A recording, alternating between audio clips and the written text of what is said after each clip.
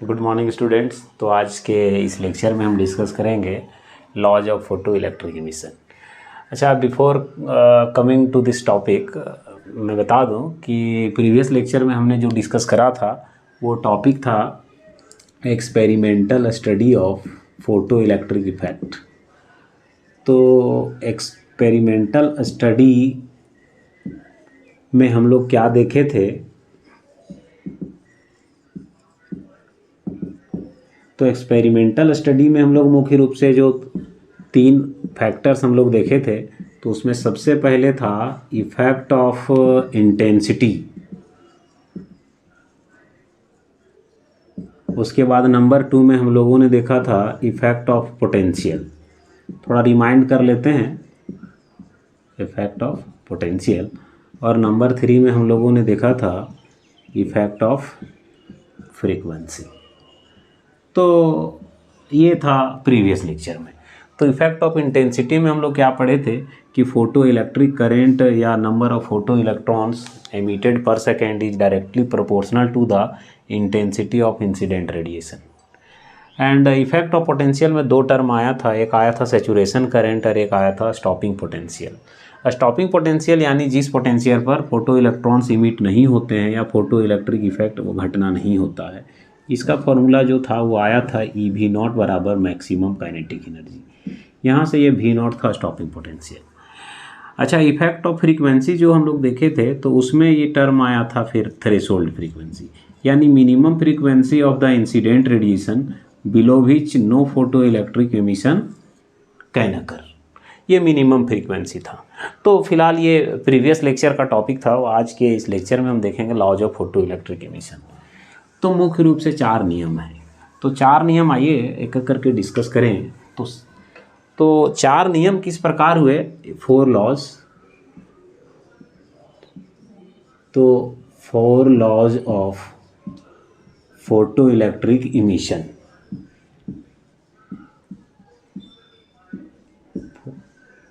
तो 4 नियम क्या हो गया, एक्सपेरिमेंटल स्टडी के आधार पर साइंटिस्ट्स को लगा कि फोटो इलेक्ट्रिक इमिशन में वो 4 फैक्टर्स या जो इम्पॉर्टेंट टर्म्स हैं उन्हीं को उन लोगों ने लॉ कहा। तो ये 4 इम्पॉर्टेंट जो टर्म्स है वो एक एक करके देखिए। सबसे पहले आपको कैसे ध्यान में रखना है, तो सबसे पहला लॉ आप लेके चलिएगा या स्टेटमेंट, वो होगा इंटेंसिटी पर आधारित। नंबर 2 आप आगे जाइए तो आप ले लीजिए फिर नंबर 2 में थ्रेशोल्ड का कॉन्सेप्ट, आपको याद रहे थ्रेशोल्ड फ्रीक्वेंसी का कॉन्सेप्ट ले लीजिए। फिर नंबर 3 में ले लीजिए आप maximum kinetic energy of emitted electrons, और नंबर 4 में कि ये इंस्टेंटेनियस प्रोसेस है। आइए एक्सप्लेन करते हैं ये चारों टर्म्स को। तो सबसे पहला कि इंटेंसिटी ऑफ इंसिडेंट रेडिएशन। तो मान लीजिए कि ये है मेटल सरफेस, और इस मेटल सरफेस में जो इलेक्ट्रॉन है इसको इमिट कराना है। तो इसके लिए यहाँ से रेडिएशन यानी फोटोन्स या लाइट यहाँ फॉल कराना है हमें, ठीक। तब इस लाइट का इंटेंसिटी क्या होना चाहिए, नहीं होना चाहिए। तो सबसे पहले जो भी मटेरियल होगा for a given material, for a given photosensitive material, photosensitive material कहने का मतलब है कि कोई एक पर्टिकुलर मटेरियल है जिससे कि वो लाइट सेंसिटिव है, यानी लाइट पड़े और वो एनर्जी ले सके और वहाँ से इलेक्ट्रॉन का इमिशन हो सके। तो and above threshold frequency, and above threshold frequency बता रहा हूँ। तो यहाँ पर बात क्या निकल करके आ रहा है कि कोई एक मटेरियल ले लिए, पहला कि वो फोटो सेंसिटिव होना चाहिए ये मटेरियल, दूसरा कि ये जो लाइट पड़ रहा है इस लाइट का frequency more than threshold frequency होना चाहिए, this is the threshold frequency. तब इस लाइट का जो भी इंटेंसिटी होगा, जितना ज़्यादा इंटेंसिटी होगा यहाँ से उतना ही नंबर ऑफ इलेक्ट्रॉन्स पर सेकेंड उतना ही ज़्यादा इमिट होंगे। तो number of electrons emitted per second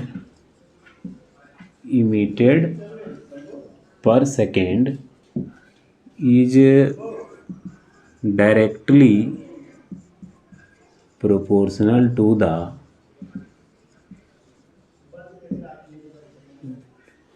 intensity of incident radiation. तो कहने का मतलब ये हुआ कि यदि इस इंसिडेंट लाइट का फ्रीक्वेंसी थ्रेशोल्ड फ्रीक्वेंसी से ज़्यादा है और ये फोटो सेंसिटिव मटेरियल है, तो इस परिस्थिति में इस रेडिएशन का, इस लाइट का इंटेंसिटी जितना ज़्यादा होगा उतना ही ज़्यादा नंबर ऑफ इलेक्ट्रॉन्स हर एक सेकंड यहाँ से इमिट होगा। यानी कि कुल मिलाकर के समझिए कि दैट इज़ फोटो इलेक्ट्रिक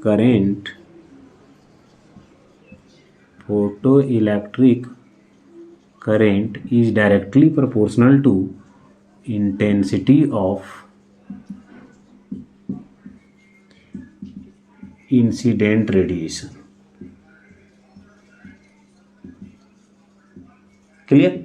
तो फर्स्ट लॉ यही कहता है कि यदि कोई फोटो सेंसिटिव मटेरियल है और लाइट थ्रेशोल्ड फ्रीक्वेंसी से ज़्यादा फ्रीक्वेंसी का लाइट पड़ रहा है, तब कितना इलेक्ट्रॉन्स हर एक सेकंड में बाहर निकलेगा वो इंटेंसिटी पर आधारित होगा। तो इंटेंसिटी प्रभाव डालेगा number of photo electrons emitted per second, है ना, या फोटो इलेक्ट्रिक करंट कितना बनेगा वो निर्भर करेगा इंटेंसिटी ऑफ इंसिडेंट रेडिएशन पे।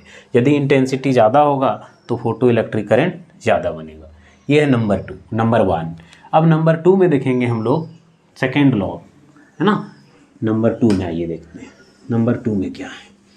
तो नंबर 2 में कहा गया है कि यदि कोई फोटो सेंसिटिव मटेरियल है ना, नंबर 2 में देखिए कि मान लो कि फॉर अ गिवन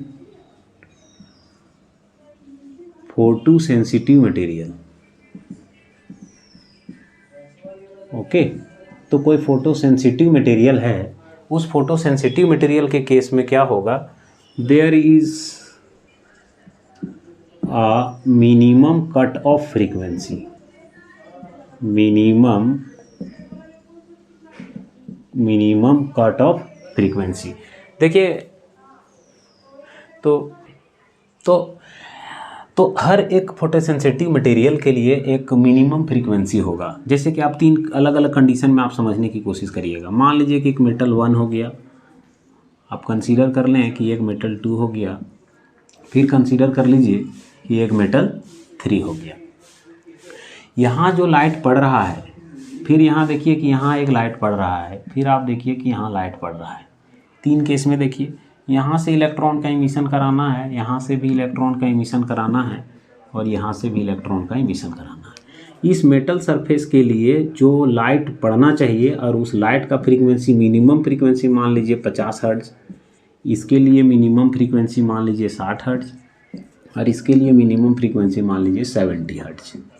तो कहने का मतलब है कि इस मेटल सरफेस से इलेक्ट्रॉन इमिट कराना है तो कम से कम कितना फ्रीक्वेंसी का लाइट इंसिडेंट कराना होगा, 50 हर्ट्ज फ्रीक्वेंसी का।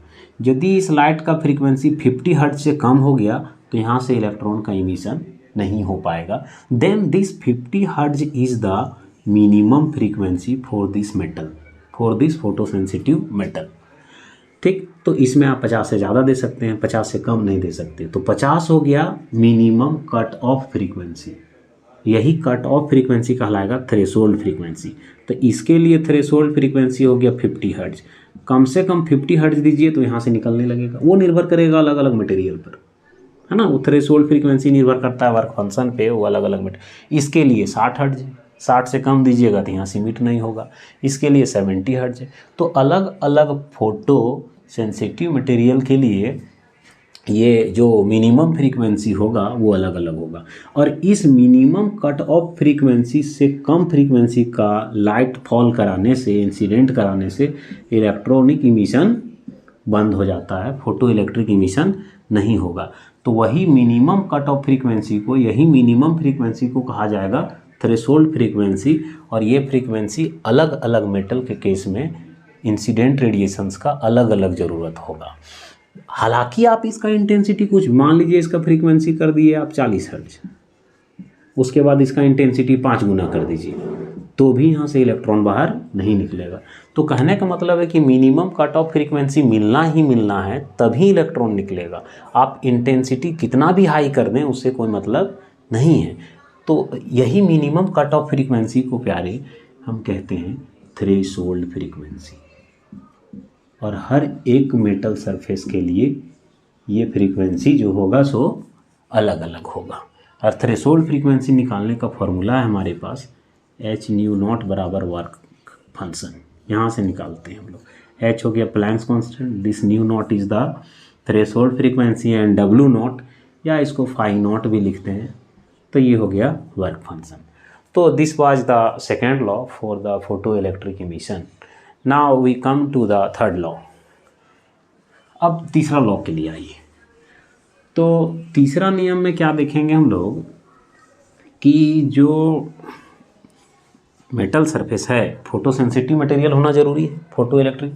तो पहला कंडीशन है कि for a given photosensitive material and above threshold frequency, यदि थ्रेशोल्ड फ्रीक्वेंसी से कम फ्रीक्वेंसी देते हैं आप तो इलेक्ट्रॉन का इमिशन ही वहाँ से नहीं होगा, इसलिए अबव थ्रेशोल्ड फ्रीक्वेंसी लिखना अनिवार्य है। अब देखिए क्या है इसको, मान लें कि एक मेटल सरफेस है और यहाँ से इलेक्ट्रॉन्स का इमिशन करा रहे हैं आप।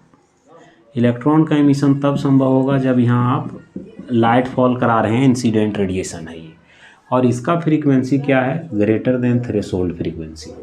थ्रेशोल्ड फ्रीक्वेंसी से ज़्यादा दीजिएगा तब इलेक्ट्रॉन यहाँ से निकलेगा। तो हमको पता है कि जब थ्रेशोल्ड फ्रीक्वेंसी देंगे तब भी इलेक्ट्रॉन निकल जाएगा, इतना फ्रीक्वेंसी पर भी इलेक्ट्रॉन निकलेगा, this is the threshold frequency. अब और ज़्यादा फ्रीक्वेंसी दे दिए यहाँ का, इसका फ्रीक्वेंसी बढ़ा दिए इंसिडेंट रेडिएशन का, तब क्या होगा, इलेक्ट्रॉन जितना निकलना था जितना नंबर में, वो तो निर्भर किस पे करता है, इंटेंसिटी पर, और हम बढ़ा क्या रहे हैं, फ्रीक्वेंसी। फ्रीक्वेंसी बढ़ाइएगा तो यहाँ जो इमिटेड इलेक्ट्रॉन होगा, emitted electron that is photo electrons. अब ये फोटो इलेक्ट्रॉन्स का जो मैक्सिमम काइनेटिक एनर्जी होगा, यानी कि जो इलेक्ट्रॉन बाहर निकल रहा है उस इलेक्ट्रॉन का मैक्सिमम काइनेटिक एनर्जी निर्भर करेगा the frequency above the threshold frequency of the incident light of the incident radiation. मतलब थ्रेशोल्ड फ्रीक्वेंसी पर केवल इलेक्ट्रॉन निकलेगा, उसको एक्स्ट्रा काइनेटिक एनर्जी नहीं मिलेगा।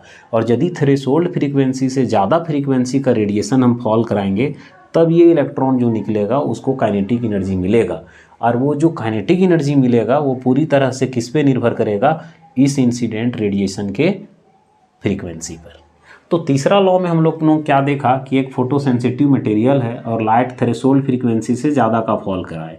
अब इमिटेड इलेक्ट्रॉन जो है फोटो इलेक्ट्रॉन, उसका मैक्सिमम काइनेटिक एनर्जी जो होगा वो किस पे निर्भर करेगा, frequency of the incident radiation. This was the third law.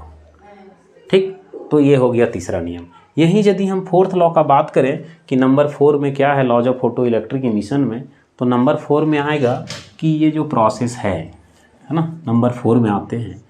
Number 4 में बोला जाता है कि ये एक इंस्टेंटेनियस प्रोसेस है। इंस्टेंटेनियस प्रोसेस कहने का क्या मतलब हुआ, इंस्टेंटेनियस प्रोसेस कहने का मतलब हो रहा है यहाँ कि यदि ये लाइट टकराया, इंसिडेंट लाइट है ये, है ना, रेडिएशन है, इंसिडेंट लाइट, इंसिडेंट लाइट यानी फोटोन्स, लाइट टकराया इस मेटल सरफेस पे, ये एनर्जी दिया इस मेटल सरफेस को, मेटल सरफेस को वर्क फंक्शन मिल गया।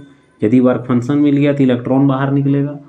तो इस रेडिएशन का यहाँ टकराना, एनर्जी डिस्ट्रीब्यूट होना, फिर यहाँ से इलेक्ट्रॉन का बाहर निकलना, ये प्रक्रिया जो है वो इंस्टेंटेनियस प्रोसेस है, एक क्षणिक प्रक्रिया है, that occurs in time less than 10 to the power minus 9 seconds. So we can say the photoelectric effect is the process which occurs as instantaneous process, which takes less than 10 to the power minus 9 seconds. तो ये चार law आपको कैसे कैसे याद रखना है, in a nutshell you can understand it. First of all, you must discuss the intensity of incident radiation and its effect on the emitted electrons. Number 2, the concept of threshold frequency, and as we know this is different for different metals. And number 3, maximum kinetic energy of emitted electrons, that is photoelectrons. Maximum kinetic energy of photoelectrons is directly proportional to frequency of the incident radiation. And number 4 is the photoelectric effect is an instantaneous process. तो overall यही था, आप लोग revise कर लें। तो इस video में इतना ही रहेगा। चैनल को सब्सक्राइब कर लीजिए, लाइक कर लीजिए, ताकि आगे के वीडियो भी आपको मिलता रहे।